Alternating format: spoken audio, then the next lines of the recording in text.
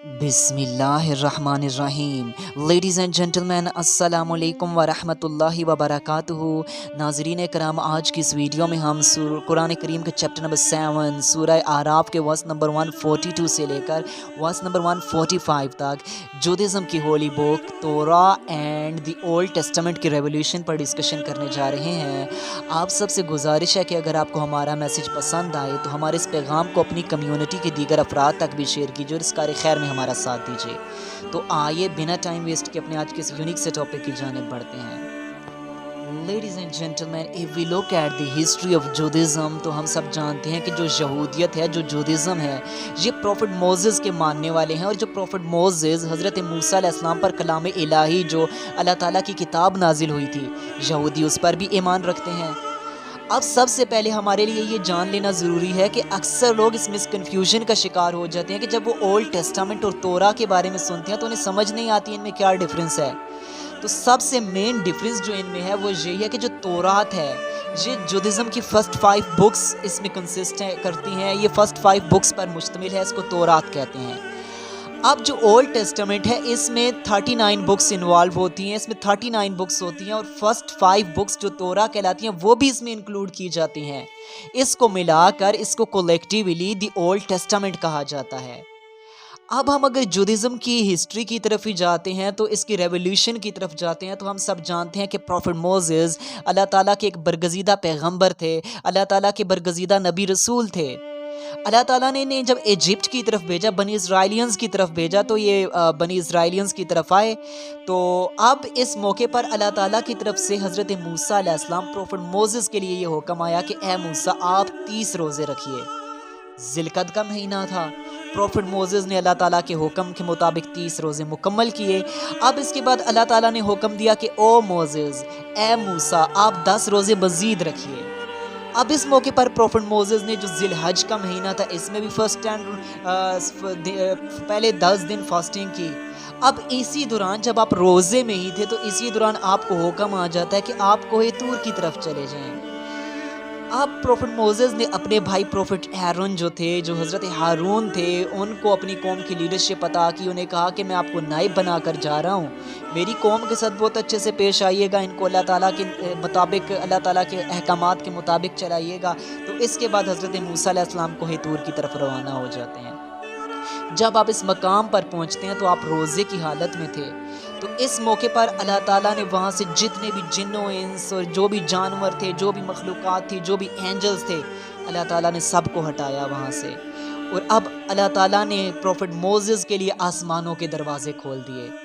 अब हज़रत मूसा अलैहिस्सलाम ने फ़रिश्तों को अपनी आंखों से देखा, मखलूक़ात को अपनी आंखों से देखा। और इसके बाद अल्लाह ताला ने प्रॉफिट मोसेस से कन्वर्सेशन भी की, बातचीत भी की, कलाम भी किया। अब इस मौके पर अल्लाह ताला अपने कलीम से, अपने कलीम नबी से बातचीत कर रहे हैं, कलाम कर रहे हैं। तो इसके बाद प्रॉफिट मोसेस के दिल में ये ख्याल आया कि इस लज़्ज़त में, जो बातचीत की, जो कलाम की लज़्ज़त है, इसके बाद प्रॉफिट मोसेस ने अल्लाह ताला से कहा कि ए बारी ताला, मुझे अपना दीदार भी करा दीजिए।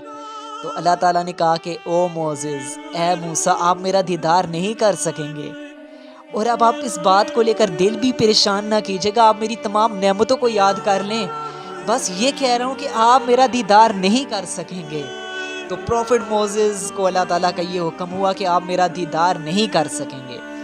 इसके बाद अब हज़रत मूसा अलैहिस्सलाम को जो रेवोल्यूशन ऑफ तोरा के मुतालिक कहा जाता है, जो कुरान से भी आपको कॉन्टेक्स्ट मिलता है और तोरात और बाइबल से भी मिलता है कि इसकी रेवोल्यूशन के हवाले से कहा जाता है कि इसके लिए अल्लाह ताला ने तख्तियाँ नाजिल की थी। ये तख्तियों पर लिखी हुई फॉर्म में आई थी और बताया जाता है कि ये 7 से 10 तख्तियाँ थी। अब प्रॉफिट मोसेस को ये एक सिस्टम अता कर दिया गया, अल्लाह ताला की तरफ से किताब अता कर दी गई, तौरात को अता किया हज़रत मूसा के लिए, यहूदियों के लिए, हज़रत मूसा को अता की यहूदियत के लिए, ताकि ये जो यहूदी हैं, ये जो बनी इज़राइलियंस हैं, ये अपने फ़ैसले इसके मुताबिक करें। अल्लाह ताला ने कहा, ओ मोसेस, अपनी कौम से कहिए कि इस सिस्टम को इम्प्लीमेंट करें तो मैं उनके लिए रहमतें और बरकतें नाजिल करूँगा। इसमें जो प्रोहिबिशंस हैं उनसे बाज आ जाएं, इसमें जो चीज़ें हलाल की हैं उनको करें और इसके मुताबिक फ़ैसले करें, अपने तमाम मामलात इसके मुताबिक डालें, क्योंकि ये एक लॉ लेकर आई थी तौरात भी। لیکن اب جو یہودی یہ جیلسی محسوس کرتے ہیں کہ ان کے بعد پھر مسلمز کو لیڈرشپ کیوں عطا کر دی گئی ہے، لہٰذا بات یہ ہے کہ جو تورات تھی اس کی حفاظت کی ذمہ داری اللہ تعالیٰ نے خود نہیں لی تھی، تو اسی بنا پر جو یہودی تھے انہوں نے اپنی مقدس کتاب میں تو بہت زیادہ چینجنگز کی اور اس سسٹم کو بھی اٹھا لیا۔